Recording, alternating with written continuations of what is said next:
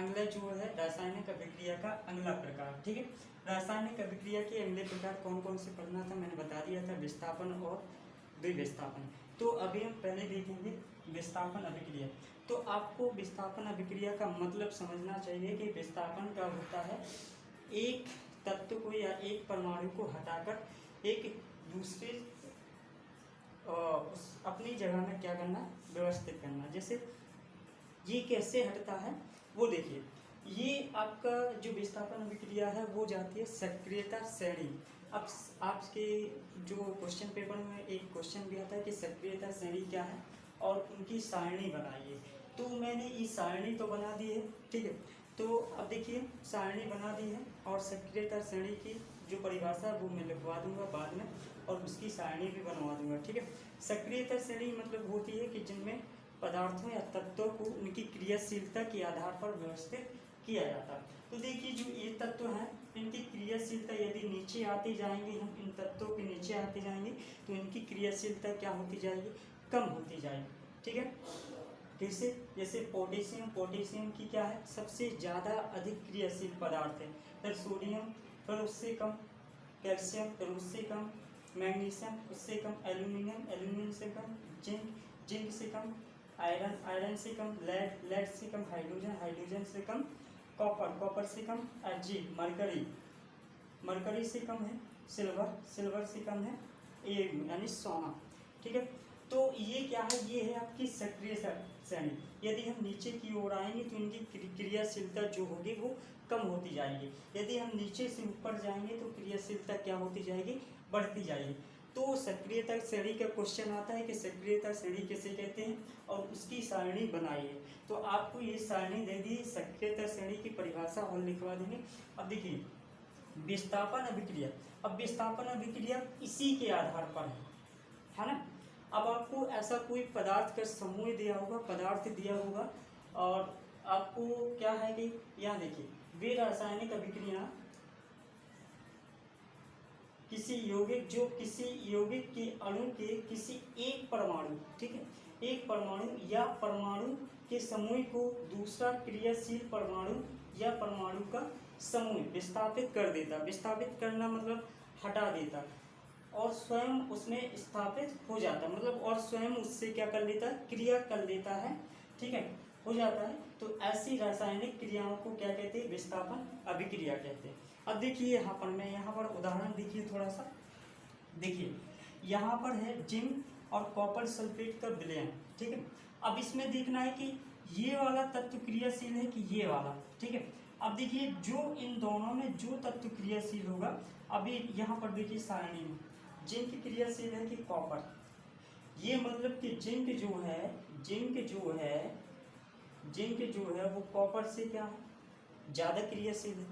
जो जिंक है वो कॉपर से क्या है, ये जिंक है कॉपर से ज़्यादा क्रियाशील है। तो ये क्या करेगा यहाँ पर कि ये जो कॉपर है इसको हटाकर ये खुद क्रिया कर लेगा। क्या करेगा, यहाँ देखिए ये बन जाएगा ZnSO4 और प्लस Cu, ये हटा दिया। मतलब कि इस जिंक ने, इस क्रियाशील अधिक क्रियाशील धातु ने कम क्रियाशील धातु को, कॉपर को क्या कर दिया, हटा दिया, मतलब विस्थापित कर दिया और खुद जाकर क्या कर लिया, संयोग कर लिया, ठीक है। अब अगला देखते हैं मैग्नीशियम और कॉपर। अब मैग्नीशियम और कॉपर में देखिए कौन ज़्यादा क्रियाशील है, मैग्नीशियम है, कॉपर कम है। मैग्नीशियम जब अधिक क्रियाशील धातु है तो कॉपर को क्या करेगी, विस्थापित कर देगी और खुद संयोग कर लेगी। कैसे, जैसे MgSO4 प्लस Cu, कॉपर को हटा दिया, विस्थापित कर दिया, अलग कर दिया, ठीक है। अब देखिए Pb और Cu, Pb लेड और कॉपर में कौन सा क्रियाशील है, सबसे ज्यादा क्रियाशील ये है, कौन है, Pb, कॉपर से। तो ये क्या करेगा, Pb करेगा, कॉपर को विस्थापित कर देगा और Pb इससे SO4 से क्या कर लेगा, क्रिया कर लेगा। देखिए PbSO4 प्लस Cu, देखिए ऐसे होते हैं। मतलब इसी तरह आपको देखना है, ये तभी आप कर सकते, तभी संभव है जब आपको ये सारणी याद होगी, तभी आप इन क्रियाओं को विस्थापित कर सकते हो, ठीक है। अब यहाँ देखिए 2Na और H, हाइड्रोजन और सोडियम में कौन सा पदार्थ सबसे ज़्यादा क्रियाशील है? ठीक है, तो ये वाला सोडियम है, देखिए सोडियम यहाँ पर है और हाइड्रोजन यहाँ पर। तो मैंने क्या कहा, ऊपर की ओर जाएंगे तो क्रियाशीलता बढ़ेगी और नीचे की ओर आएंगे तो क्रियाशीलता कम होगी। तो मतलब क्या है, हाइड्रोजन की कम है, इससे ऊपर है तो ये सोडियम मतलब ज़्यादा होगी इसकी क्रियाशीलता। तो क्या होगा यहाँ पर NaCl यहाँ पर, और क्या निकलेगा यहाँ से, हाइड्रोजन को क्या कर देगा, विस्थापित कर देगा। अब यहाँ देखिए पोटेशियम और हाइड्रोजन में कौन सा क्रियाशील है। अब देखिए ये है आपका पोटेशियम और हाइड्रोजन, ये तो ऊपर जा रही है तो क्रियाशीलता सबसे ज़्यादा किसकी होगी, इसकी। हाइड्रोजन की अपेक्षा इसकी क्रियाशीलता ज़्यादा होगी। तो ये क्रिया कहाँ कर लेगा कि SO4 पोटेशियम सल्फेट, और यहाँ ये हाइड्रोजन क्या करेगा, विस्थापित कर देगा। तो मैं आपको यही बताना चाहता हूँ कि आपको ये सारणी याद होगी तभी आप ये क्रिया जो ये समीकरण है हल कर सकेंगे, विस्थापन अभिक्रिया को पूरी तरह से हल कर सकेंगे। अब देखेंगे अगला क्या है, द्विविस्थापन अभिक्रिया किसे कहते हैं। द्विविस्थापन अभिक्रिया किसे कहते हैं, देखिए द्विविस्थापन अभिक्रिया किसे कहते हैं, वे अभिक्रियाएं जिसमें आयनों का आदान प्रदान होता है उन अभिक्रियाओं को द्विविस्थापन अभिक्रिया कहते हैं। अब कैसे, देखिए अब क्या है NaOH सोडियम हाइड्रोक्साइड और ये है अमोनियम क्लोराइड। अब क्या होगा, यहाँ से ये आयन और ये क्या करेगा, संयोग करेगा तो क्या बनाएगा NaCl, ये हो गए नमक सोडियम क्लोराइड, और यहाँ क्या है अमोनिया और हाइड्रोक्साइड, ये दोनों संयोग करेंगे तो क्या बनाएंगे, ये यहाँ पर पॉजिटिव ये माइनस, एक दूसरे के ये आयन, देखिए इसके आयन कहते हैं, ये पॉजिटिव ये माइनस है, ठीक है, ये ऋण आयन और ये धन आयन, समझिए। तो अब ये क्या करेंगे NH4OH अमोनिया हाइड्रोक्साइड। अब क्या है यहाँ पर AgNO3,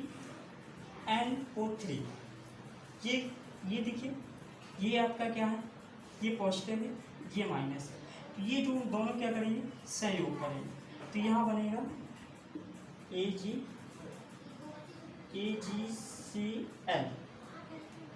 सिल्वर क्लोराइड, ये है सिल्वर नाइट्रेट और सोडियम क्लोराइड, तो Ag प्लस और Cl माइनस, तो क्या बनेगा Ag क्लोराइड सिल्वर क्लोराइड। अब ये है, ये आपका क्या है माइनस और ये क्या है पॉजिटिव, तो ये बनेगा सोडियम नाइट्रेट, तो ये क्या है NaNO3 सोडियम नाइट्रेट। अब देखिए यहाँ पर हाइड्रोजन ये माइनस है और ये पोटेशियम जो प्लस है, तो ये दोनों संयोग करके क्या बनेंगे, ये बनेंगे पोटेशियम क्लोराइड KCl, और यहाँ पर देखिए दो क्लोराइड है क्लोरीन है और दो क्या पोटेशियम, तो यहाँ हो जाएगा 2KCl। अब क्या करेगा, ये ऑक्सीजन और ये क्या है हाइड्रोजन के दो अणु, तो क्या बना लेगा ये जल H2O। अब यहाँ देखिए सोडियम हाइड्रोक्लोराइड, दो अणु किसके हैं हाइड्रोक्लोराइड, और ये है कैल्शियम ऑक्साइड। अब क्या करेगा, ये जो है ये बनाएगा, ये माइनस है और ये है पॉजिटिव, तो ये दोनों मिलके बनाएंगे कैल्शियम क्लोराइड, तो CaCl2 कैल्शियम क्लोराइड। अब मैंने यहाँ पर 2 क्यों लगाया, क्योंकि यहाँ देखिए क्लोरीन के दो अणु हैं, तो यहाँ मिलके बनेगा कैल्शियम क्लोराइड। अब यहाँ देखिए यहाँ बचा आपका O और यहाँ बचेगा हाइड्रोजन के दो अणु, तो ये क्या बनाएगा H2O। तो इस प्रकार क्या होता है, आयनों का आदान प्रदान होता है। तो ऐसी अभिक्रियाएं जिनमें आयनों का आदान प्रदान होता है उन्हें द्विविस्थापन अभिक्रिया कहते हैं। तो आज के लिए इतना ही दोस्तों।